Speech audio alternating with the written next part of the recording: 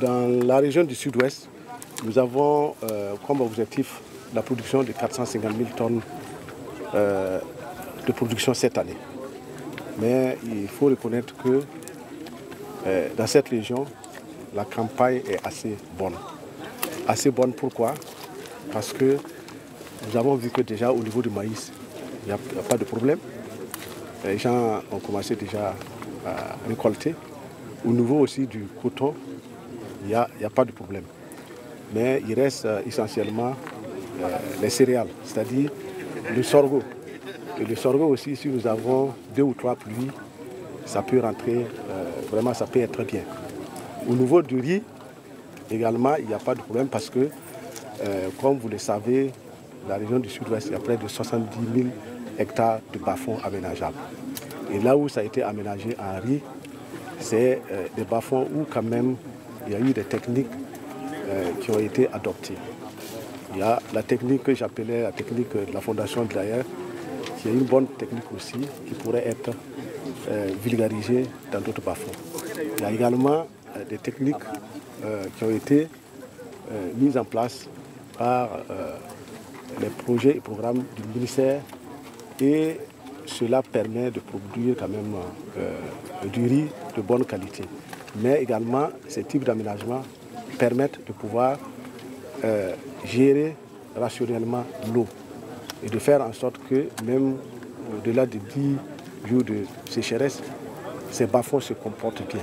Donc au niveau de la riziculture, on peut dire qu'il n'y a pas fondamentalement de problème. Au niveau du Burkina, de façon générale, il y a un problème de maîtrise de l'eau. La maîtrise de l'eau, c'est quoi? C'est faire en sorte que nous puissions produire en ne tenant pas essentiellement compte de la saison des pluies. Même s'il y a la saison des pluies, que s'il y a des problèmes de sécheresse, que nous puissions faire l'irrigation de complément. Et au niveau du ministère, il y a plusieurs techniques et technologies qui sont mises en place. Et je voudrais parler d'abord des bassins de collecte d'eau de ruissellement que nous sommes en train de développer à grande échelle.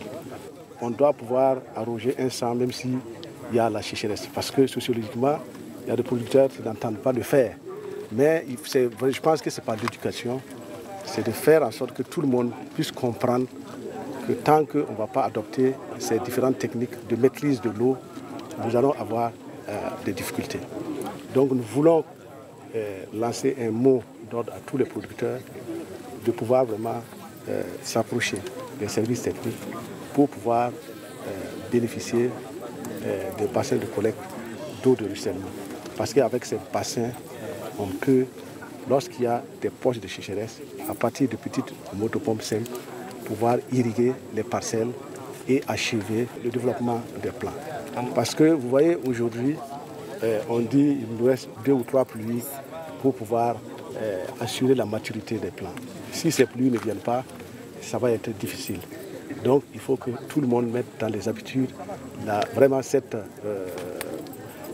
technologie qui va nous permettre de pouvoir aider à faire en sorte que nos productions se comportent bien. La culture de la contre-saison, il faut que immédiatement après la saison pluvieuse, après les récoltes, que les producteurs puissent s'engager. Parce que c'est notre salut. On sait qu'avec les pluies, nous ne sommes jamais sûrs de pouvoir atteindre, nous ne sommes jamais sûrs de pouvoir résoudre les problèmes de sécheresse. Et en allant vers la culture de contre-saison, on peut déjà arriver à faire des puits, à faire des forages et même à faire des petites retenues d'eau qui vont nous permettre vraiment d'aller vers les cultures de contre-saison afin d'augmenter la production. Le ministère, à travers les élections régionales,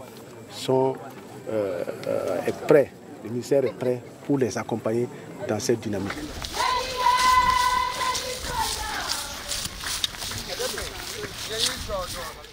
C'est une rizerie, donc une unité de décortiquage, mais dont l'objectif premier, c'était véritablement de soutenir les cantines scolaires.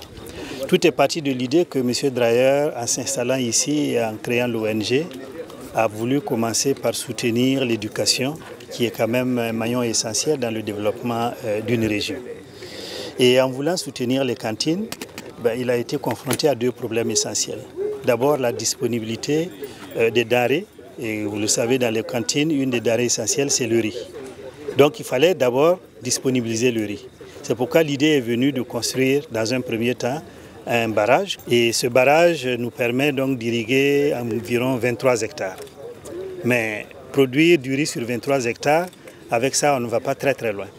Et comme l'appétit vient en mangeant et la demande se faisant, nous avons donc imaginé un système d'aménagement des bas-fonds que nous avons appelé CAD, canaux d'arrosage et de drainage, qui est vraiment adapté à cette région où il pleut quand même beaucoup comparé aux autres régions.